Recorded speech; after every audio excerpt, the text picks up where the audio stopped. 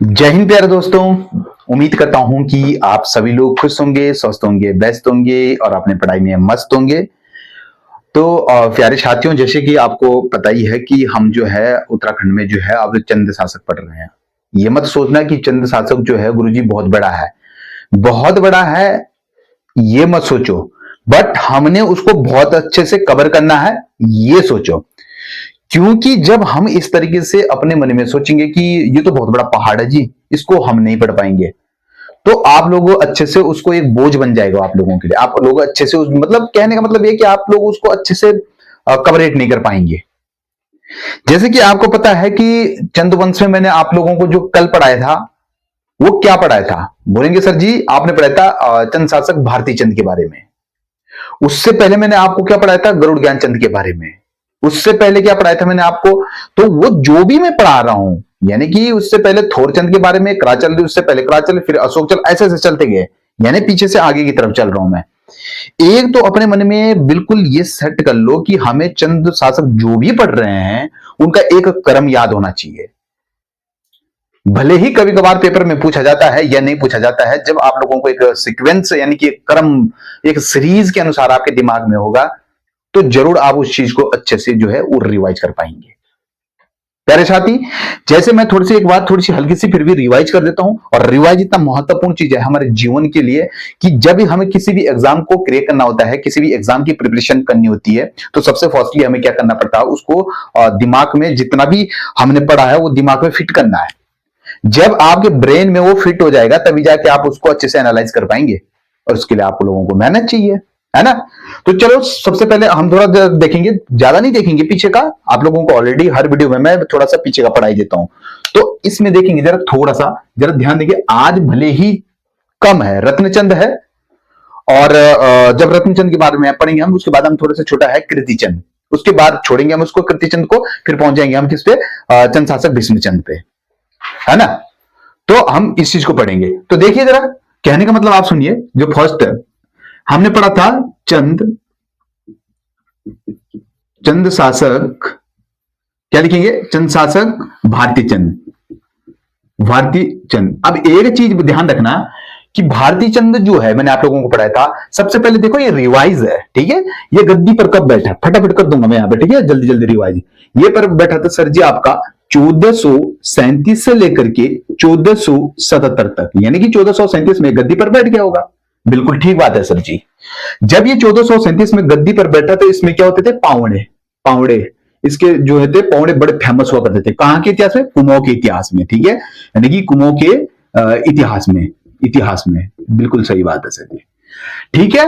और इसके पावड़ों में जो होता था वो युद्ध का वर्णन मिलता था, ठीक है? युद्ध का वर्णन, ठीक? किसका युद्ध का? युद्ध का क्या मिलता था? वर्णन मिलता था, ठीक है सर जी। यानी कि वीरंगना, वीरंगना और भागा ध्वनिया, भागा ध्वनियान का वर्णन मिलता था, ठीक है? बिल्कुल ठीक है बात है सर जी। इसने क्या किया था कि ये बड़ा बोलते हैं ना कि शक्तिशाली, या फिर बोल सकते हैं कि बड़ा शासक और राजा हुआ करता था ये, है ना? बड़ा शासक राजा हुआ करता था ये, ठीक है? और ये क्या होता था कि जो आपका डोटी थे, डोटी के दास्ता से छुटकारा पाने के लिए इसने डोटियों पर आक्रमण कर लिया था। और जब इसने डोटियों के ऊपर आक्रमण कर लिया, यानी कि डोटी राजाओं पर क्या कर लेते हैं? आक्रमण, आक्रमण, ठीक है? और जैसे ही इसने डोटी राजाओं पर क्या किया था? आक्रमण किया था। तो यानी कि जब आक्रमण किया था, तो ध्यान रखने वाली बात है कि जो कब कितने वर्षों तक जो है वो इसने डोटियों पर घेराव डाल के रखा। बोलेंगे सर जी आपने कल बताया था 12 वर्षों तक, ठीक है? 12 वर्षों तक जब इसने घेराव डाला, यानी कि 1451 और 1452 के आसपास में इसकी जीत हो गई थी, ठीक है? जो भी कुछ है थोड़ा बहुत रिवाइज करवा दिया मैंने। भले ही देखो एक चीज बताऊं आप लोगों को, रिवाइज करना जो आपको नोट्स में पढ़ाया जाता है उसी को रिवाइज करो, है ना? जो भी जैसे नायक जाति होती थी, इसमें नायकों की अभेद संतान हुआ करती थी, ये सब कुछ मैंने कल आप लोगों को ऑलरेडी जो है पढ़ा लिया है, ठीक है? अब बात कर रहे हैं, आज जो बात कर रहे हैं वो किसकी बात कर रहे हैं? किसकी बात कर रहे हैं हम आज? वो बात कर, ठीक है? अब लिखेंगे हम यहां पे, बात कर रहे हैं हम चंद शासक रत्नचंद। मैंने बोला नहीं था कल इसी में कि जो आपका भारती चंद था ना, भारती चंद, इसने अपने पुत्र, इसका जो पुत्र हुआ करता था, पुत्र कौन था इसका? बोलेंगे सर जी इसका जो पुत्र हुआ करता था, आपने कल बताया था सर जी, वो होता था रत्नचंद, रत्नचंद। रत्नचंद की सहायता से इसने सौर, सिरा और थल को जीता था। किसकी सहायता से? बोलेंगे सर जी रत्नचंद की सहायता से सौर, सिरा और थल को जीता था इसने, ठीक है, बड़ी अच्छी बात यह है। जरा मैं यहाँ पे हेडिंग डाल रहा हूं आप लोगों के लिए, आज जो हेडिंग चलेगी वो क्या चलने वाली है, ठीक है ना। लिखेंगे चंद शासक रत्न चंद, लिखेंगे बड़े प्यार से, है ना। भले छोटे छोटे हैं पर अच्छे से पढ़ने हैं, यानी कि चंद शासक रत्न, चंद शासक रत्नचंद, ठीक है। डबल ता लगा दिया मैंने, कोई बात नहीं, लेकिन आप यहाँ पे सिंगल लगा सकते हैं, ठीक है। चंद शासक रत्नचंद। एक बात ध्यान रखना, हमेशा एक बात ध्यान रखना कि अगर मैं ये छोटे शासक पढ़ा रहा हूं पर इनमें मैं आप लोगों को बहुत कुछ जानकारी देने वाला हूं, ये भी आप लोग ध्यान रखना, इससे रिलेट करने वाला हूं मैं, ठीक है। तो आप बस पढ़ते रहो, है ना। ये नहीं कि छोटे शासक हैं, अच्छे से रिलेट करके चलेंगे। तो लिखेंगे जरा, इससे अगर हरे से अगर कम दिखाई देता है तो कोई बात नहीं, मैं लाल का ज्यादा यूज करूंगा क्योंकि लाल ज्यादा चमकता है, ठीक है। लोहा व उड़ेती, उड़ेती ताम्रपत्र में, लिखेंगे यहां पे ताम्र पत्र में रत्न चंद का क्या मिलता है, उल्लेख, उल्लेख मिलता है या सीधे लिखो उल्लेख प्राप्त, सीधी जो बात है उल्लेख प्राप्त, पहला पॉइंट, ठीक है। यह किसका पुत्र हुआ करता था, लिखेंगे चंद शासक, चंद शासक, शासक भारती चंद का पुत्र। अबे क्यों लिखा मैंने, एक बात मैंने आप लोगों को बताई थी, वो अभी भी बताई, फिर से भी बता रहा हूं, ठीक है। ये भारती चंद का पुत्र हुआ करता था और इसी के चक्कर से इसने आपके सौर, सीरा और थल को जीता था। किसकी सहायता से, रत्नचंद की सहायता से, यानी कि भारती चंद ने अपने पुत्र रत्नचंद की सहायता से। यहां पे भी वही पॉइंट डाल देंगे, आप लोगों का रिवीजन हो जाएगा, ठीक है। चंद शासक भारती चंद का पुत्र, ठीक है, पुत्र था, ये लिखने पुत्र था, जिसकी सहायता से, यहां पे लिखेंगे जिसकी सहायता, वैसे मैंने कल लिखा रखा ये पॉइंट सहायता से, फिर भी आपका रिवीजन हो जाएगा सहायता से, ठीक है। भारती चंद ने, भारती चंद ने क्या क्या जीता था, बोलेंगे गुरुजी अभी तो आपने बताया, यानी कि सौर, सीरा और थल, क्या जीता था, बोलेंगे सर जी सौर, यानी कि सौर, सीरा व थल जीता, ठीक है, जीता था, बिल्कुल ठीक है सर जी, ठीक है। यानी कि जब ये आपका शासनकाल चला, इसका 1437 से लेकर के 1477 तक, तो आप एक आइडिया लगा सकते हैं कि ये था भारती चंद का शासनकाल। अब भारती चंद का शासनकाल जब ये था तो 1477 में जाहिर सी बात है इसका पुत्र बैठ गया, यानी कि 1477 में इसका पद हट गया। तो जब इसका पद हटा तो गद्दी पे कौन बैठेगा, इसका बेटा कौन बैठेगा, रत्नचंद। तो ऑब्वियसली बात है, यानी कि यहां पे लिखेंगे 1477 में, 1477 में कहां बैठा थे, गद्दी पर, गद्दी प्राप्त या गद्दी पर बैठ गया, बैठा था, बैठा था।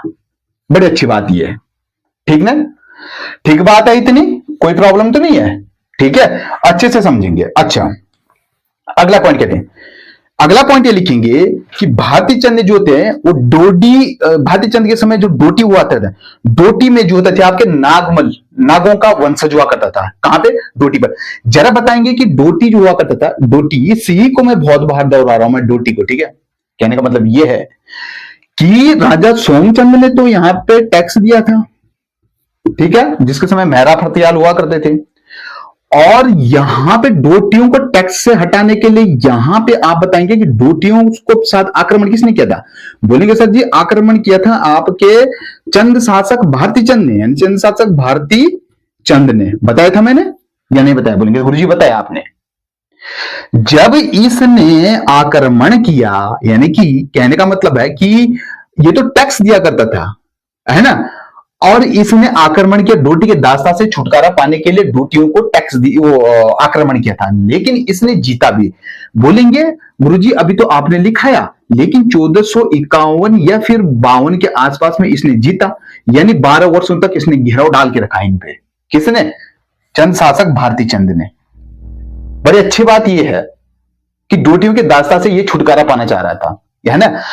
तो डोटियों, यहां पे क्या लिखेंगे पॉइंट बना के, जिसके समय क्या डालेंगे, जिसके समय बोलेंगे, जिसके समय, ठीक है, जिसके समय क्या लिखेंगे, जिसके समय डोटियों में, डोटी पर नागों ने विद्रोह किया, यानी कि डोटियों ने क्या किया, डोटी के डोटी पर किसने किया, नागों ने क्या किया था, विद्रोह किया था। लिखेंगे डोटियों में, ठीक है, नागों ने, नागों ने क्या किया था, विद्रोह, विद्रोह किया, विद्रोह किया। बड़ी अच्छी बात यह है। अच्छा, यानी कि टैक्स तो ये दे देता था सोमचंद, आक्रमण किसने किया, बोलेंगे भारती चंद ने किया, इक्यावन बाउंड में जीत भी लिया, 12 वर्षों तक लगातार घेराव डाल के रखा, ठीक है। अब क्या होगा, जब इसने विद्रोह किया तो इसने शासन, नागों ने शासन कब तक किया, यानी कि 11 वर्ष तक इन्होंने क्या किया था, शासन, यानी कि लिखेंगे 11 वर्ष तक क्या किया था, वर्ष तक क्या किया, वर्ष तक क्या किया था, शासन। अच्छा, लेकिन बात यह आती है कि रत्नचंद को जो ये बात है जो पची नहीं, इसने कहा कि अगर यहां पे मेरे शासनकाल में नागों ने जो है वो विद्रोह किया तो मैं नागों को नहीं टिकने दूंगा, मैं नागों को नहीं टिकने दूंगा, नागों मतलब नागमलों को, ठीक है, यानी कि नागमलो, नाग लिखो, नागों लिखो, नागमलों को नहीं टिकने दिया, ठीक है। तो एक कहने का मतलब है, जब इसने ऐसा बोला तो इसने इनको क्या किया था, यानी कि पराजित कर लिया, और पुनः डोटी पर क्या कर लिया था, अधिकार कर लिया था, किसका, शाही वंश का, शाही वंश का डोटियों पर क्या कर दिया था इसने, अधिकार। लिखेंगे जरा, चंद शासक रत्नचंद ने, ठीक है, यानी कि चंद शासक आपके रत्न चंद, ठीक है, चंद शासक रत्नचंद ने, रत्नचंद ने नागमलों को, लिखेंगे नागमलों को परास्त कर पुनः पुनः डोटी पर शाही वंश की स्थापना की, स्थापित की है, ठीक है। क्या लिखेंगे, शाही वंश क्या किया था, स्थापित, स्थापित किया। बड़ी अच्छी बात यह है, ठीक है। इसने कहा कि मैं भाई सीधी जो बात है, मैं इनको टिकने नहीं दूंगा, ठीक है ना, स्थापित किए कर दिया था, किसको, यानी कि नागमलों को तो इसने परास्त कर दिया, लेकिन पुनः डोटी पर जो होता है वो शाही वंशों को क्या किया था, इसने स्थापित किया था। अच्छी बात यह है इसकी। अच्छा, रत्नचंद ने जो होता है ये पाल का शासक हुआ करता था, यानी कि पाल का शासक शूरसिंह को भी क्या किया था, इसने पराजित किया था। लिखेंगे जरा यहां पे एक पॉइंट बना के, लिखेंगे रत्न चंद ने पाल के शासक शूरसिंह को क्या किया था, गुरुजी, पराजित किया था, पराजित किया था। रत्नचंद किसका पुत्र था, जरा मेरा क्वेश्चन ये आप लोगों से। अब अगला जो पॉइंट आ जाता है, आपने सुना होगा कि यहां पे भूमि बंदोबस्त होता है, जरा मैं एक बार भूमि बंदोबस्त को आपको यहीं पे समझा दूंगा, आप अच्छे से समझना, ठीक है। लिखेंगे यहां पे जरा पॉइंट बना के, लिखेंगे कि रत्नचंद ने, लिखेंगे यहां पे जरा पॉइंट लिखेंगे पहले, रत्नचंद पहला पहला चंद शासक था, चंद शासक था, रत्नचंद पहला चंद शासक था जिसे, जिसके समय पे, जिसके, ये तो समय लिखो, जिसके टाइम पे, यानी जिसके समय समय भूमि बंदोबस्त का कार्य शुरू किया गया है, भूमि बंदोबस्त का क्या लिखेंगे, यानी कि भूमि बंदोबस्त कार्य शुरू किया, का कार्य क्या किया, शुरू, जिसे जिंदा केतल के नाम से भी जाने जाते हैं, ठीक है। लिखेंगे जिसे जिंदा केतल के नाम से जाना जाता है, बस इतना लिख दो आप लोग, है ना। अब जरा एक बार मैं आप लोगों को यहां पे बता रहा हूं, इसको मैं मिटा रहा हूं, ठीक है, बताएंगे जरा भूमि बंदोबस्त के बारे में, मुझे कोई बता दो कि भूमि बंदोबस्त जो होता था पहला भूमि बंदोबस्त, तो ब्रिटिश शासक ने यहाँ पे, जब यहाँ पे ब्रिटिश शासन हुआ था, तो कुल मिला के यहाँ पे कितने भूमि बंदोबस्त हुए लिखेंगे यहाँ पे। जरा एक रफ वर्क बना रहा हूं मैं, ठीक है। अब देखो मैं एक्स्ट्रा फैक्ट क्या देने वाला हूं आप लोगों को, ठीक है। बात आती है भूमि बंदोबस्त की, ठीक है। यहां पे लिखेंगे ब्रिटिश शासन में, तो ये रफ है, ठीक है। ब्रिटिश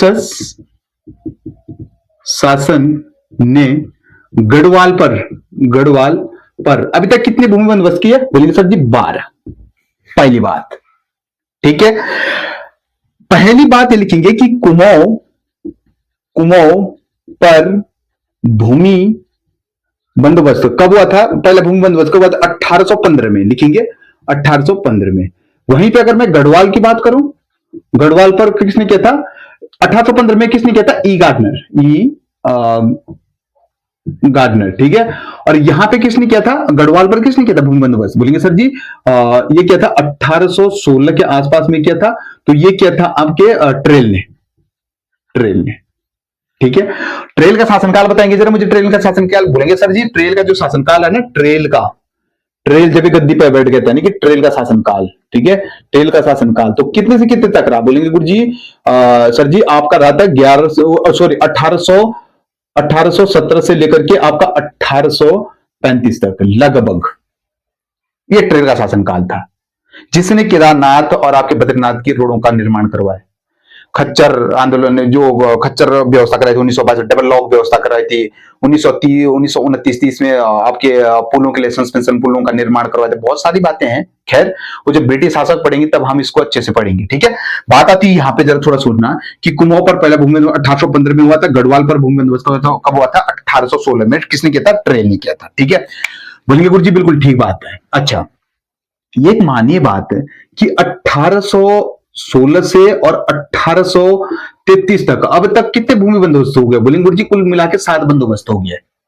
ठीक बात है गुरु जी, कितने बंदोबस्त हुए थे, 7 बंदोबस्त। ये मैं आप लोगों को तब बता रहा हूं क्योंकि यहाँ पे चंद्र शासक रत्न चंद का वो आया था, ठीक है, जिक्र आया था थोड़ा, तो मैं सोच रहा हूं इसमें इसको भी ऐड कर दूं मैं आप लोगों के जानकारी के लिए, है ना। अच्छा, कुल मिला कितने इतने हुए थे, ठीक है। 1818 में जो होता है, 1818 में क्या हुआ, यानी कि 1818 में ट्रेल ने क्या किया था, ट्रेल ने क्या किया था, भूमि बंदोबस्त किया था, भूमि बंदोबस्त, ठीक है।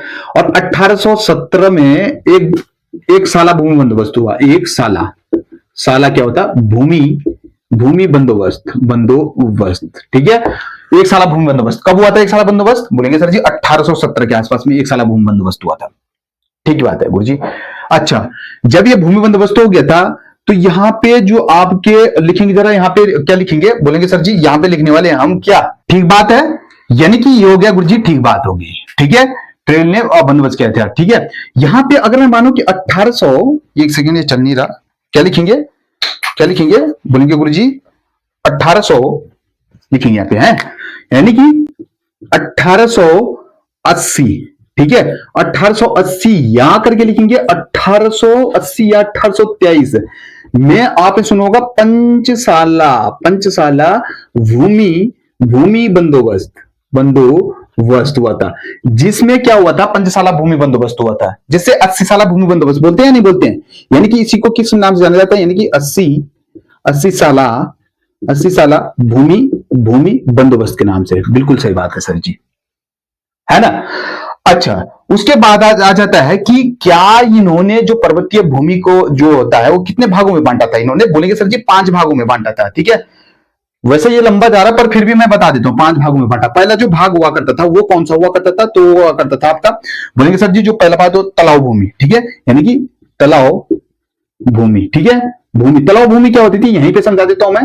तलाव भूमि होती है जो आपके नदी क्षेत्रों के जो नदी क्षेत्रों में पाए जाते हैं नीचे की तरफ, ठीक है, वो तलाव भूमि होती है। अच्छा, तलाव भूमि होती है उपराव भूमि, ठीक है। अरे होता है उपराव दोयम, एक होता है आपका इजराइल, और एक होता है आपका कंठिल, ठीक है, कंठिल भूमि होती है। कंठिल भूमि क्या होती है, और इजराइल होते हैं उबड़ खाबड़ भूमि होती है। कंठिल भूमि क्या होती है, बोलेंगे गुरु जी कंठिल भूमि होती है आपकी खाई वाली भूमि, ठीक है, खाई वाली भूमि। अच्छा, उसके बाद उपराव दोयम, यानी कि द्वितीय पर्वत श्रेणी के जो वो पाए जाते हैं, और ये होते हैं आपका पर्वत श्रेणी के ऊपरी भागों के लिए, कौन सा, उपराव भूमि।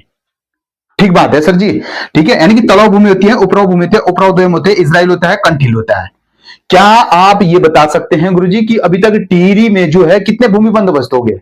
देखिए अभी जो है टिहरी में कितने बंदोबस्त हुए, यहां पे मैं इस चीज को मिटाऊं, यानी कि ब्रिटिश शासक ने अभी तक गढ़वाल पर जो है वो आपके 12 भूमि बंदोबस्त किए हैं। ठीक है, यानी कि पहले कुमाऊं में ब्रिटिश भूमि बंदोबस्त हुआ था ई गार्डनर के नेतृत्व में 1815 में होता, 1816 में ट्रेल ने किया था। ठीक है, ट्रेल का शासनकाल मैंने आप लोगों की यहाँ पे बता दिया है, कुछ बहुत कुछ है ट्रेल का भी। यहाँ पे अपने प्यारे उत्तराखंड में ट्रेल ने जो है, जैसे आपका ब्रिटिश शासन आएगा, जैसे आपका क्या बोलते हैं ट्रेल का जैसे ही शासनकाल आएगा, रैमजे, बहुत सारे शासनकाल है, जॉर्ज थॉमसन, लुसिंगटन, बहुत सारे, वो हम उसमें देखेंगे। ठीक है ना बात।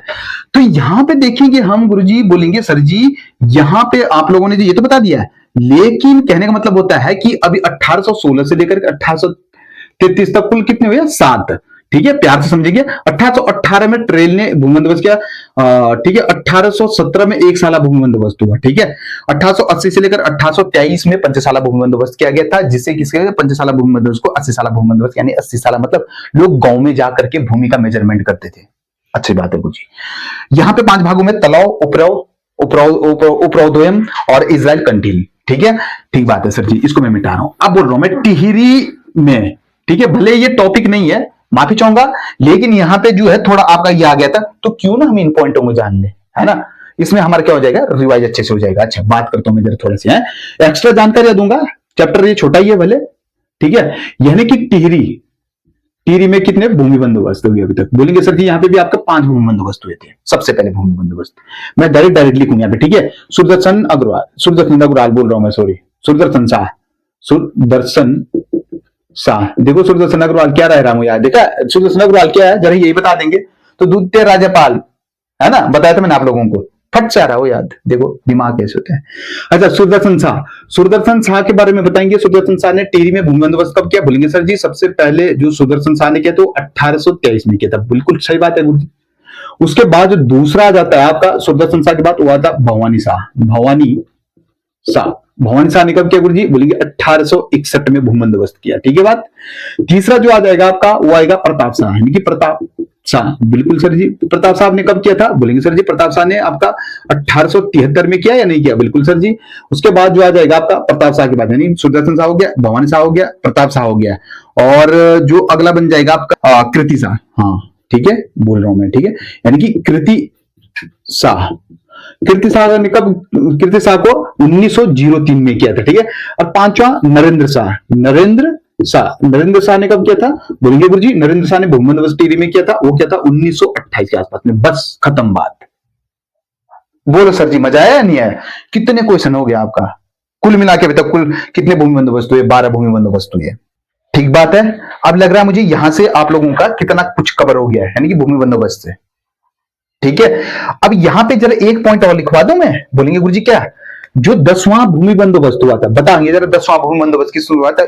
ईपो के नेतृत्व में, लिखेंगे ईपो के नेतृत्व में, ईपो के नेतृत्व में हुआ था, जो नेतृत्व में। बोलेंगे 10वां भूमि बंदोबस्त ईपो के नेतृत्व में हुआ था, पहली बात। ठीक है, कब हुआ था? 1887 के आसपास में हुआ था। बोलेंगे सर जी ठीक बात है, ठीक बात है। और 11वां भूमि बंदोबस्त कब हुआ था? बोलेंगे सर 11वां भूमि बंदोबस्त हुआ था आपका, वो किसके नेतृत्व में हुआ था? बोलेंगे सर जी वो इबर्सन के नेतृत्व में हुआ था, यानी कि 11वां भूमि बंदोबस्त इबर्सन के नेतृत्व में। कब हुआ था ये? बोलेंगे सर जी ये 1887, और आपका कब होगा? बोलेंगे सर जी 1928 में हुआ था। यानी कि 10वां भूमि बंदोबस्त कब हुआ था आपका? बोलेंगे ईपो के नेतृत्व में 1887 में। 11वां भूमि बंदोबस्त कब हुआ था आपका? बोलेंगे सर जी इबर्सन के नेतृत्व में 1928 में। बस सीधी जो बात है। ठीक है, अब अगला शासक चलेंगे हम। वो शासक रहेगा आपका चंद शासक, आपका कृतिचंद। ठीक है, कृतिचंद कब गद्दी पर बैठा है? बोलेंगे गुरुजी अभी तो आपने बताया 1488 से लेकर के 1506 तक। ठीक है, ठीक बात है जी। कृतिचंद ने तो आप सोच लो कि राजा अजयपाल को भी पराजित किया था। पहली बात तो इसमें यही है ना। लिखेंगे जरा यहाँ पे, यहीं पे लिख दूं, यहीं पे लिख दूं। बोलेंगे इस बाउंड्री को मैं बंद कर रहा हूं। ठीक है, लिखेंगे जरा यहाँ पे चंद शासक कृतिचंद, लिखेंगे चंद शासक, क्या जाएगा? बोलेंगे सर जी चंद शासक आपका कृतिचंद, कृतिचंद ऐसा लिखा जाएगा। ठीक है, कृतिचंद, चंद शासक कृतिचंद। यानी कि गद्दी पर कब बैठा है चंद शासक? कीर्तिचंद का शासनकाल कब था? यानी कि 1488 से लेकर के आपका 1506 तक। बिल्कुल ठीक है सर, 1488 से लेकर, हाँ 1488 से लेकर के आपका 1506 तक इसका शासनकाल रहा था। किसका? कीर्तिचंद का। कीर्तिचंद ने क्या किया? सबसे मोस्ट इंपॉर्टेंट पॉइंट इससे ये बनता है कि 1491 में 1491 में कीर्तिचंद ने राजा अजयपाल, गढ़वाल का शासक कौन था? राजा अजयपाल। जरा अजयपाल के बारे में थोड़ा सा बता दूं, अब बताऊंगा, रुक जाओ थोड़ा से पहले। यानी कि आप लिखेंगे 1488 में 1506 तक कहां पे बैठा था ये? गद्दी पर। लिखेंगे यहाँ पे, डायरेक्ट लिख रहा हूं मैं, ठीक है, गद्दी पर बैठा, पहला पॉइंट। ठीक है, अब जब ये गद्दी पे बैठ गया था आपका, तो बोलेंगे गुरुजी जब ये गद्दी पे बैठ गया था, बोलेंगे ठीक बात है, गद्दी पे बैठ गया। अच्छा, दूसरी बात लिखेंगे यहां पे कि कीर्तिचंद ने गढ़वाल के शासक अजयपाल को पराजित किया था, यानी कि 1451 में। लिखेंगे जरा यहां पे पहले मैं अजयपाल के बारे में थोड़ी सी बात बता दूं ताकि आप लोगों को ये बेस्ट से समझ आए। ठीक है, जरा लिखेंगे यहां पे अजयपाल के बारे में। ठीक है, अजयपाल के बारे में लिखो जरा यहां पे, लिखेंगे राजा अजयपाल, यानी कि राजा अजयपाल, इसी को इसने पराजित किया था। बताएंगे जरा इसका शासनकाल। बोलेंगे सर जी इसका शासनकाल 1490 से लेकर के 1519 के आसपास में चला था। बिल्कुल ठीक बात है। ठीक है, राजा अजयपाल को आपके पातीराम ने गढ़वाल का गणपति कहकर पुकारता था। अभी तो हम इसको आगे पढ़ने वाले हैं। राजा अजयपाल के बाद आपका सहजपाल पढ़ेंगे, धीरे धीरे ऐसे पढ़ेंगे, फिर बलभद्र शाह आ जाता है, श्याम शाह आ जाता है, मान शाह आ जाता है। ये खैर गढ़वाल के शासक हैं, अभी आने वाले हैं ये, लेकिन इंपॉर्टेंट है। ठीक है, यानी कि 1490 से लेकर के क्या 1519 तक इसने अपनी जो राजधानी थी, राजधानी मोस्ट इंपॉर्टेंट पॉइंट लिखा रहा हूं मैं डायरेक्ट, अपनी राजधानी कहां बनाई थी? देवलगढ़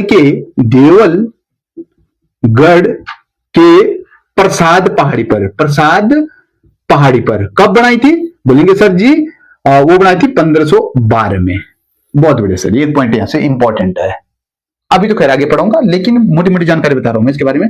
इसने फिर देवलगढ़ से श्रीनगर में स्थानांतरित किया, यानी कि श्रीनगर देवलगढ़ से, यहां पे लिखेंगे शॉर्ट लिख रहा हूं मैं, ठीक है, देवलगढ़ से कहां लिखे? श्रीनगर में स्थानांतरित। याद करो यार, है ना, अच्छे बच्चे आप ही हैं, जो पढ़ेगा वही निखरेगा, जो लड़ेगा वही जीतेगा, है ना, जो मैदान में उतरेगा उसे ही जीत प्राप्त होगी, है ना। तो यहां पे देवलगढ़ से इसने अपनी राजधानी श्रीनगर में जब स्थानांतरित की, तो यहां पे काली देवी मठ का निर्माण भी करवाया था इसने। ठीक है, यानी कि कहने का मतलब है इसने अपनी राजधानी देवलगढ़ से श्रीनगर में स्थानांतरित कब की थी? स्थानांतरित कब की थी? तो 1512 यानी कि 1517 में। ठीक है, 1517 में यहीं पे इसने सरोला ब्राह्मणों की नियुक्ति की थी। ब्राह्मण होते थे सरोला ब्राह्मण, है ना। अभी आगे यहां पे भी सरोला ब्राह्मण आने वाले हैं जब हम आगे पढ़ेंगे रुद्रचंद के बारे में, है ना। तो कहने का मतलब है सरोला ब्राह्मणों की नियुक्ति की थी। खैर ये बात की बात है, लेकिन इसको क्या कहता है, इसने पराजित कर लिया था, हरा दिया था। ठीक है, लिखेंगे चंद शासक, लिखेंगे चंद शासक कौन? कीर्तिचंद। कीर्तिचंद ने आपके क्या गढ़वाल के शासक अजयपाल को कब पराजित किया था? 1491 में, यानी कि 1490-91 में। ठीक है, 90-91, ठीक है, इसका शासनकाल ठीक लिखा हुआ है। 1491 में क्या किया था, इसने पराजित कर दिया था। ठीक है, और इसका जो राज्य का क्षेत्र का जो विस्तार है, लिखेंगे राज्य क्षेत्र का विस्तार, यानी कि राज्य क्षेत्र का विस्तार। ठीक है, यानी कि ये सोचो कि सर इतने कुछ क्या बता रहे हैं आप, ये खिचड़ी समझ में नहीं आ रहा है सर। क्यों नहीं आएगा? बिल्कुल आएगा, जब आप लोग धीरे धीरे पढ़ेंगे, धीरे धीरे मेहनत करेंगे तो जरूर आएगा आप लोगों की समझ में, है ना। अच्छा, राज्य क्षेत्र का विस्तार था इसका, बोलेंगे तो लिखेंगे यहां पे बारमंडल, बारह मंडल विशोदा, विशोदा ऐसे लिखो, ठीक है। विशोदा यानी कि 12 मंडल होता है और विशोदा होता है। और आपका शून्रा लिखेंगे, शून्रा होता है, शून्रा, ठीक है। शून्रा ऐसे लिखेंगे, शून्रा, ठीक है। शून्रा होता है आपका, या फिर आप लिख सकते हैं इसको बुरारो, ठीक है। बुरारो, बुरारो होता है, कैंड्रो होता है, ठीक है। बुरारो होता है। तो ये सारा इसका क्या था, राज्य विस्तार था। कैंड्रो भी लिख देंगे यहाँ पे, यानी कि कैंड्रो, कैंड्रो, ठीक है। यानी कि क्या था, इसका राज्य विस्तार हुआ करता था। ठीक बात बन गई। बोलेंगे सर जी बिल्कुल ठीक बात है। लिखेंगे कीर्तिचंद के समय, यहां पे लिखेंगे जरा, अगला पॉइंट, ये पूरा ही कीर्तिचंद लिखेंगे, एक सेकंड। कीर्तिचंद के समय, कीर्ति चंद के समय नागनाथ योग्य स्वर, नागनाथ सिद्ध लिखेंगे, ठीक है। यहाँ पे सिद्ध लिख दो, अच्छा रहेगा, बड़ा प्यारा लिखेंगे अच्छे से, है। नागनाथ सिद्ध योग्य स्वर, योग्य स्वर कहां थे, चंपावत में आए थे, आए थे। और कीर्तिचंद के बाद जो गद्दी पर बैठा, वो कौन बैठा था, बोलेंगे सर जी कीर्तिचंद के बाद, यानी कि कीर्तिचंद, यानी कि कीर्तिचंद का शासनकाल क्या बताया, 1488 से लेकर के 1506 तक। तो यहाँ पे गद्दी पर बैठेगा जो अगला शासक, वो कौन बैठेगा, जरा अच्छे से लिखिए। बोलेंगे सर जी वो बैठेगा आपका, कौन बैठेगा, बोलेंगे बोलेंगे तो प्रतापचंद, ठीक है। प्रतापचंद लिखेंगे यहाँ पे, प्रतापचंद, प्रतापचंद। प्रतापचंद के बाद बैठेंगे ताराचंद, ताराचंद। कौन बैठेंगे, प्रतापचंद के बाद कौन बैठेंगे, ताराचंद। अच्छा, अगर मैं बात करूं कि ताराचंद के बाद कौन बैठेगा, वो बैठेगा आपका मानिकचंद, ठीक है। मणिकचंद, खैर इतना खास नहीं है, मणिकचंद। और मणिकचंद के बाद कौन बैठेगा आपका, भीष्मचंद। अब भीष्मचंद के बारे में थोड़ा बहुत पढ़ेंगे हम, भीष्मचंद अब पढ़ेंगे। यहाँ पे इंपॉर्टेंट है आपका भीष्मचंद। भीष्मचंद ने जो है ये ताराचंद के पुत्र को गोद लिया था, पहली बात तो ये बन जाएगी यहाँ पे, है ना। पर भीष्मचंद को अच्छे से पढ़ेंगे। भीष्मचंद का जो शासनकाल चलता है वो 1512 से लेकर के 1530 के आसपास में चलता है। लिखेंगे यहीं पे करवा दो भीष्मचंद का, लिखेंगे जरा, इसको मिटा रहा हूं मैं, ठीक है।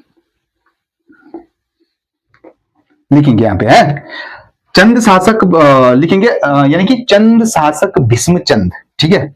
लिखेंगे चंद, तीसरा शासन है, अंतिम शासक है आज का, ठीक है। चंद शासक क्या हो जाएगा आपका, भीष्म चंद, ठीक है। शासनकाल 1500, यहां पे लिखूंगा मैं, नीचे लिख रहा हूं मैं, ठीक है। यानी कि शासन कब था इसका, बोलेंगे सर जी आपका 1512 से लेकर के क्या 1530 तक, 1530 तक। अब क्या लिखेंगे कि भीष्मचंद, यानी कि भीष्मचंद ने, क्या आप इससे बता सकते हैं कि राजबुंगा किले का निर्माण किसने करवाया था, राजबुंगा, याद करो पीछे जाओ। अब वो मत बोलना कि सोमचंद ने 4 किलों का निर्माण कराया था, कारकी, बोरा, तड़ागी और चौधरी, इसे 4 आल कहते हैं। तो इसने राजबुंगा किले के निर्माण से ही जो होता है वो कुमाऊं की खोज किसने की थी, चंद्रवंश की खोज किसने, चंद्रवंश का संस्थापक, सॉरी फाउंडर किसको माना गया था, तो उसका राजबुंगा किले से ही पता चलता था, यानी कि सोमचंद। यहीं पे वो क्वेश्चन उठता है कि भीष्मचंद ने आपके किस किले का निर्माण करा, तो खगमरा किले का। तो खगमरा किले यानी कि खगमरा। अगर अच्छे से समझ में नहीं आ रहा तो मैं अच्छे से लिख देता हूं इस चीज को, ठीक है। यानी क्या लिखेंगे, खगमरा किला, खगमरा किले का निर्माण, और यहीं पे क्या किया था, आलमनगर की नींव डाली, आलम क्या नगर की क्या डाली, नींव डाली। अब एक चीज रिलेट करके चलो कि 1512 से लेकर के 1530 में, अब बताएंगे जरा मुगल शासक कौन हुआ करता था यहाँ पे, बोलेंगे सर जी मुगल शासक जो हुआ करता था वो हुआ करता था आपका कौन, मुगल, बाबर। और बाबर का शासनकाल कब से कब तक चला है, बाबर, ठीक है। बाबर का शासनकाल बोलेंगे सर जी 1526 से लेकर के 1530, बिल्कुल ठीक बात है सर जी, 1530 में इसकी मृत्यु हो जाती है। ठीक बात हो जाएगी।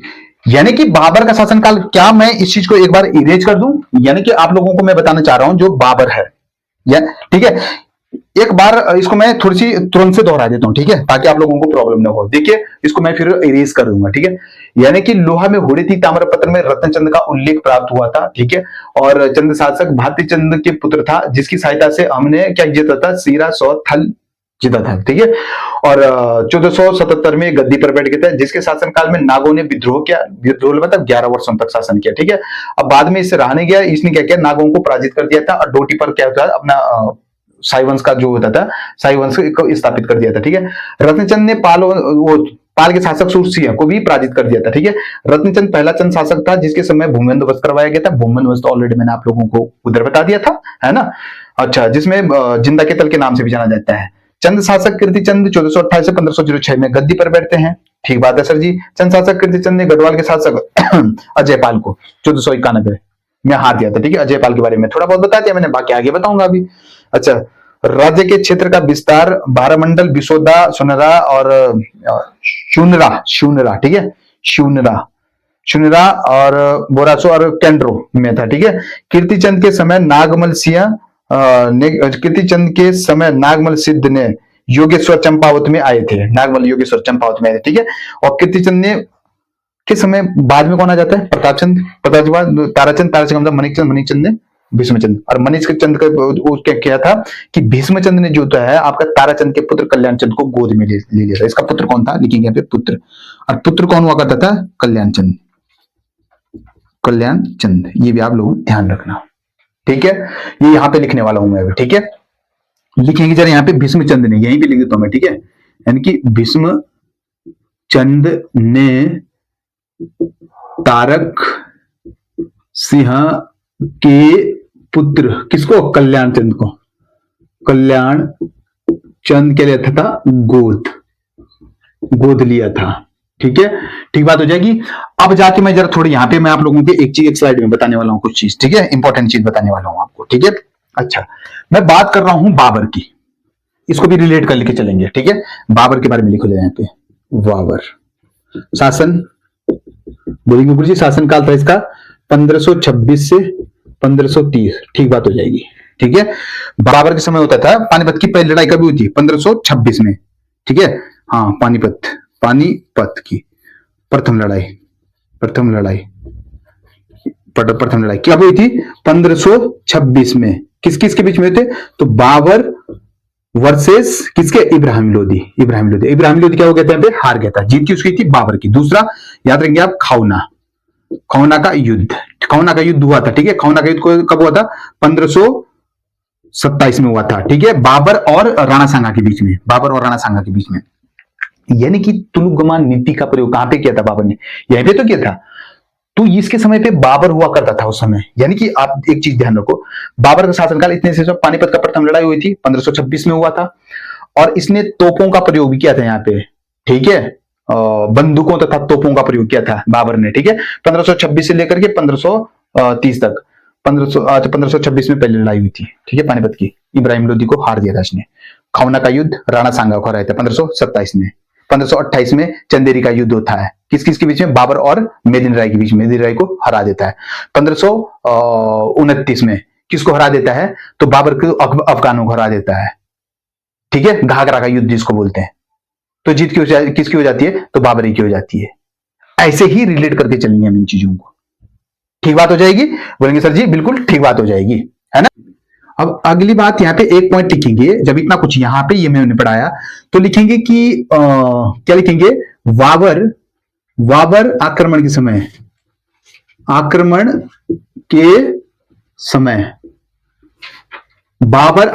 समय, ठीक है। कुमाऊं का शासक कौन था? अब पता चल गया, कुमाऊं का शासन कौन था? कुमाऊं का शासन कौन था? भीष्मचंद था, ठीक है। भीष्मचंद था, और भीष्मचंद का वध किसने किया था? यानी कि भीष्मचंद वध, यहां लिखेंगे भीष्मचंद का क्या कहता? वध।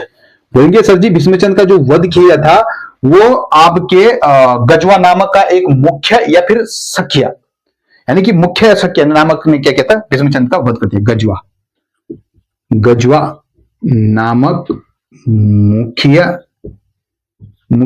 या सखिया ने क्या कर दिया था, इसका वध कर दिया था। प्यारे साथी, कोई बड़ी बात नहीं है, बहुत छोटा सा छोटे छोटे शासक थे, बट मैंने यहाँ पे आप लोगों को कुछ एक्स्ट्रा फैक्ट भी बता दिए, है ना। ये तो मैंने आप लोगों को दोहरा दिया है, थोड़ा इसको दोहरा देता हूं मैं आप लोगों के पास। चंद शासक भीष्मचंद, शासनकाल 1512 से लेकर के 1530 तक। भीष्मचंद के बाद क्या किया था, खगमारा किले का निर्माण किया था, आलमनगर की नींव डाली थी, ठीक है। भीष्मचंद, ये बहुत इंपॉर्टेंट है, ध्यान रखना। अच्छा, भीष्मचंद ने तारक चंद के पुत्र, हाँ ये यहाँ पे लिखा होगा मैंने, भीष्मचंद ने क्या किया, तारक चंद के पुत्र को क्या किया था, गोद लिया था कल्याण चंद को, है ना।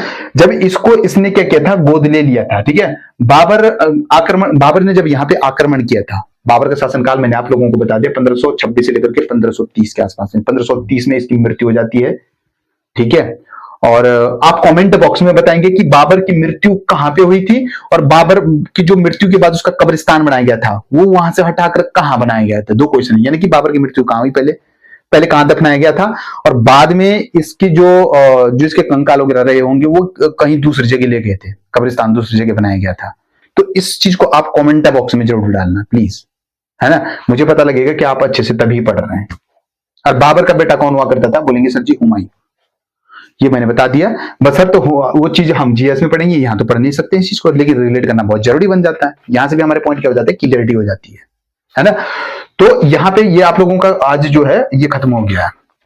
बोलेंगे गुरुजी बड़े प्यार से जो है ये सब कुछ खत्म हो गया है। आज कल जो हम पढ़ेंगे वो पढ़ेंगे चंद शासक बालो कल्याण चंद, ठीक है। बालो कल्याण चंद, यानी पहले हमने सोमचंद पढ़ा, उसके बाद सोमचंद के बाद जो हमने पढ़ा, जरा मैं एक बार आप लोगों को बता दूं क्या क्या पढ़ा दिया। सोमचंद पढ़ा, उसके बाद आत्मचंद पढ़ा, उसके बाद पूर्णचंद पढ़ा, पूर्णचंद के बाद आपका इंद्रचंद पढ़ा, इंद्रचंद के बाद आपका, बोलेंगे सर जी इंद्रचंद के बाद पढ़ा था हमने संसारचंद, फिर पढ़ा था आपका सुधाचंद, सुधाचंद के बाद आपका पढ़ा था हमने हरिचंद, हरिचंद के बाद बीणाचंद, बीणाचंद के बाद अशोकचल, अशोकचल के बाद आपका कराचल देव, कराचल देव के बाद आपका थोरचंद, थोरचंद के बाद आपका गरुड़ ज्ञानचंद, गरुड़ ज्ञानचंद के बाद पढ़ा था हमने आपका वो पढ़ा था, बोलेंगे सर जी चंद शासक भारती चंद, भारती चंद के बाद पढ़ा था हमने रत्नचंद, रत्नचंद के बाद पढ़ा हमने कीर्तिचंद, कीर्तिचंद के बाद पढ़ा आपका भीष्मचंद, भीष्मचंद के बाद बालो कल्याण चंद पढ़ेंगे, उसके बाद आपका लक्ष्मीचंद पढ़ेंगे धीरे धीरे, फिर वो धोचंद पढ़ेंगे।